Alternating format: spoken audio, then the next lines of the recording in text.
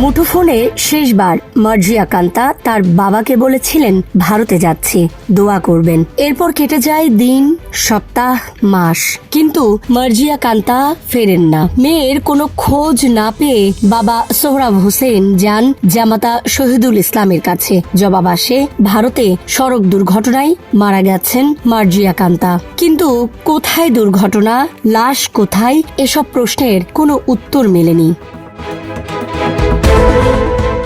সন্দেহের শুরু সেখান থেকেই। তখন নরসিংদীর আদালতে অপহরণ মামলা করেন সোহরাব হোসেন। সেই মামলার তদন্তেই একে একে বেরিয়ে আসে চাঞ্চল্যকর তথ্য।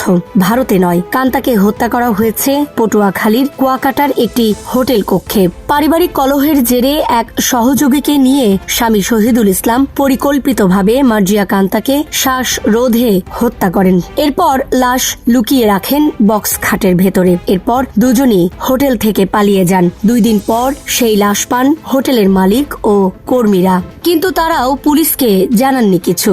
হোটেলে খুনের বিষয়টি গোপন রাখতে লাশ ফেলে দেন সাগরে। এমন একটি ক্লুলেস খুনের কুল কিনারা করেছে পিবিআই। এরপর আদালতে শাস্তিও হয়েছে খুনি ও লাশ গুমকারীদের। নরসিংদীর মেয়ে মার্জিয়া কান্তা ঢাকার আশুলিয়া থেকে নিখোঁজ হন 2018 সালের 21 সেপ্টেম্বর। ঘটনার 4 মাস পর 2019 সালের 31 জানুয়ারিতে তার বাবা সোহরাব হোসেন নরসিংদীর আদালতে অপহরণ মামলা করেন। এই মামলার তদন্তে পিবিআই ওই বছরের 31 অক্টোবর মার্জিয়ার স্বামী শহীদুল ইসলামকে গ্রেফতার করে। তারপর এই হত্যা রহস্য উদ্ঘাটিত হয়। পরবর্তীকালে খুনের সহযোগী এবং লাশ গুমে জড়িত আরও 4 জনকে গ্রেফতার করে পিবিআই। তবে লাশ উদ্ধার না হওয়ায় তদন্তে দেখা দেয় জটিলতা। কারণ নেই লাশের সুরতহাল প্রতিবেদন, নেই ময়নাতদন্ত, এমনকি কোনো প্রত্যক্ষদর্শী সাক্ষীও নেই। তবুও তদন্তকারীরা থেমে থাকেননি। দীর্ঘ তদন্ত ও সাক্ষ্য প্রমাণ বিশ্লেষণের ভিত্তিতে হত্যাকাণ্ডে সরাসরি জড়িত 2 জন এবং লাশ গুমে সহায়তাকারী 3 জনের বিরুদ্ধে আদালতে তদন্ত নিশ্চিত করা সম্ভবপর হয়। লাশ না থাকা সত্ত্বেও একটি হত্যার বিচার প্রতিষ্ঠা করা ছিল সবচেয়ে বড় চ্যালেঞ্জ। ক্লুলেস হত্যার রহস্য উদ্ঘাটনের পাশাপাশি গুণগত তদন্তের মাধ্যমে লাশহীন হত্যায় বিচার নিশ্চিত করা যায়। এটি একটি উদাহরণ।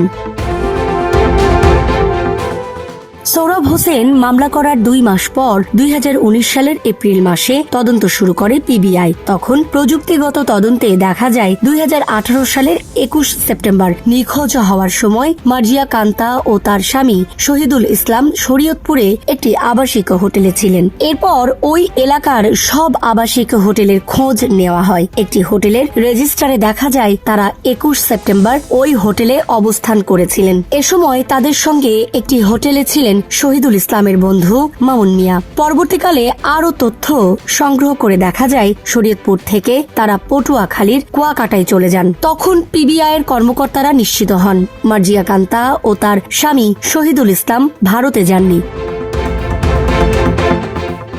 প্রযুক্তিগত তদন্তে পাওয়া তথ্য বিশ্লেষণের পর 2019 সালের অক্টোবরে শহীদুল ইসলামকে কুড়িগ্রাম থেকে গ্রেপ্তার করা হয়। এর 3 মাস পর 2020 সালের জানুয়ারিতে গ্রেফতার করা হয় শহীদুল ইসলামের বন্ধু মামুন মিয়াকে। পাশাপাশি কুয়াকাটার হোটেল আল মদিনার 2 মালিক মোহাম্মদ দেলোয়ার হোসেন ও তার ভাই আনোয়ার হোসেন এবং ওই হোটেলের ব্যবস্থাপক আমির হোসেনকে গ্রেফতার করা হয়। জিজ্ঞাসাবাদে জানা যায় মার্জিয়া কান্তা আশুলিয়ায় একটি বিউটি পার্লার চালাতেন। সেখানেই শহীদুল ইসলামের সঙ্গে তার পরিচয় হয়। তারপর তারা ভালোবেসে বিয়ে করেন। শহীদুল ইসলাম প্রথম বিয়ের কথা গোপন করে দ্বিতীয় বিয়ে করেছিলেন। এমনকি একাধিক নারীর সঙ্গে তার সম্পর্ক ছিল। বিষয়টি নিয়ে তাদের মধ্যে কলহ শুরু হয়। এক পর্যায়ে মার্জিয়া কান্তা নরসিংদীতে বাবার বাড়ি ফিরে যান। সেখান থেকে মার্জিয়া কান্তাকে ভারতে নিয়ে যাওয়ার কথা বলে বাড়ি থেকে আশুলিয়ায় নিয়ে আসেন শহীদুল ইসলাম। পরে ভারতে সড়ক দুর্ঘটনায় তার মৃত্যু হয়েছে এমন খবর রটিয়ে দেন। প্রায় 2 বছর বিচার কাজ চলার পর 2021 সালে আদালত এই মামলার রায় দেন। রায়ে হত্যাকাণ্ডে সরাসরি জড়িত শহীদুলকে আমৃত্যু কারাদণ্ড এবং তার বন্ধু মামুনকে যাবজ্জীবন কারাদণ্ড দেওয়া হয়। এছাড়া লাশ গুমে জড়িত হোটেলের 2 মালিক ও ব্যবস্থাপককে 7 বছর করে বিনাশ্রম কারাদণ্ড ও 50,000 টাকা করে জরিমানা করা হয়। তদন্ত সংশ্লিষ্ট নথি পর্যালোচনায় দেখা যায়, কুয়াকাটার হোটেল কক্ষে মৃতদেহ থাকার পরও স্থানীয় থানা পুলিশ তা শনাক্ত করতে পারেননি। এমনকি নরসিংদীতে মামলা হওয়ার পরও সংশ্লিষ্ট থানা পুলিশ নরসিংদী, ঢাকার আশুলিয়া, শরীয়তপুর বা পটুয়াখালীর কোনো স্থানেই সরেজমিন অনুসন্ধান করেনি। বরং খুনের শিকার নারীর স্বামীর দেওয়া ভারতের সড়ক দুর্ঘটনায় মৃত্যু এই বক্তব্যই প্রাথমিকভাবে গ্রহণ করা হয়। কিন্তু পিবিআই অভিযোগ পাওয়ার পর শুরুতেই ঘটনাস্থলগুলোতে গিয়ে তথ্য যাচাই করা হলে এবং হোটেল কক্ষটি যথাযথভাবে তল্লাশি করা হলে মৃতদেহ উদ্ধার সহ হত্যার রহস্য অনেক আগেই উদ্ঘাটন করা সম্ভব ছিল। Desk report, Dhaka express.